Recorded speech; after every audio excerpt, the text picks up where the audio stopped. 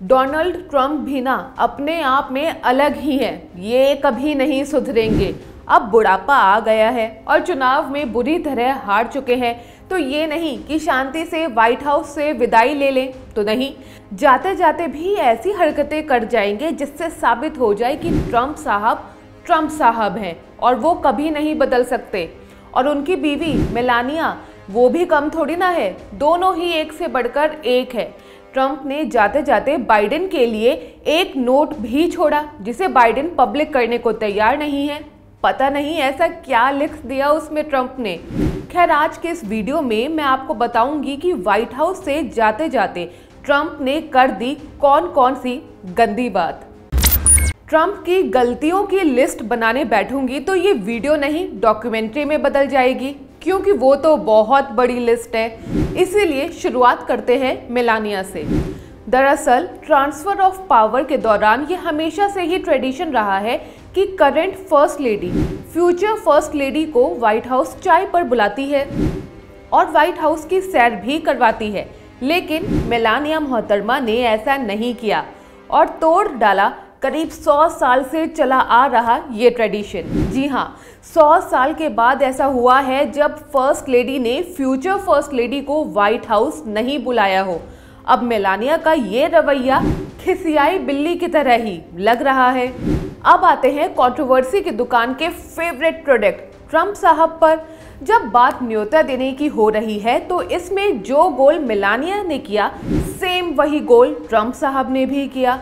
ये हमेशा से परंपरा रही है कि इलेक्शन के रिजल्ट साफ होने के बाद जो करंट प्रेसिडेंट है वो फ्यूचर प्रेसिडेंट को व्हाइट हाउस आने का न्योता देता है।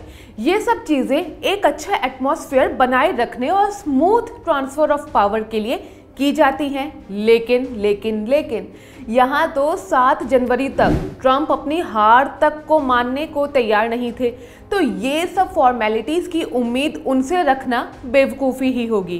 वैसे आपको बता दूं कि जब ट्रंप प्रेसिडेंट चुने गए थे तब ओबामा ने उन्हें व्हाइट हाउस इनवाइट किया था, और जब ओबामा चुने गए थे तो उन्हें बुश ने व्हाइट हाउस आने के लिए इनवाइट किया था और नया ऑफिस भी घुमाया था।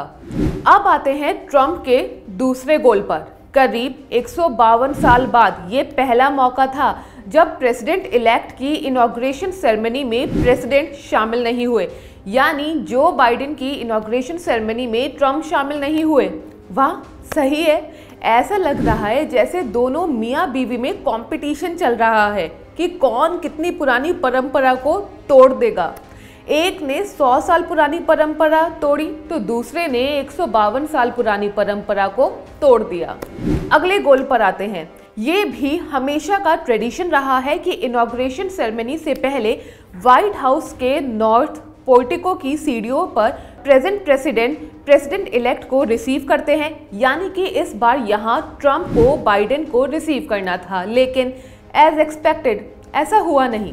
2017 में ट्रंप और मेलानिया को मिशेल और बराक ने रिसीव किया था। इस बार ट्रंप खुद ही इनॉग्रेशन सेरेमनी में शामिल नहीं हुए। खैर, परंपराओं को तोड़ना हमेशा ट्रंप का एक फेवरेट काम भी रहा है। G20 समिट में इवांका अपने फादर यानी कि डोनाल्ड ट्रंप की सीट ली। क्रिटिक्स के अनुसार ऐसा नहीं होना चाहिए था, लेकिन ऐसा हुआ क्योंकि इवांका ठहरी ट्रंप की बिटिया रानी। अपने कार्यकाल के दौरान ट्रंप ने तो व्हाइट हाउस कॉरेस्पॉन्डेंट का डिनर भी स्किप कर दिया था। ये कोई आम डिनर नहीं होता है, ये काफी पुरानी परंपरा रही है। कुल मिलाकर 100 बात की एक बात है कि ट्रंप ने हमेशा से ही ट्रेडिशंस को तोड़ा है, खासा वैल्यू उनको दी नहीं है।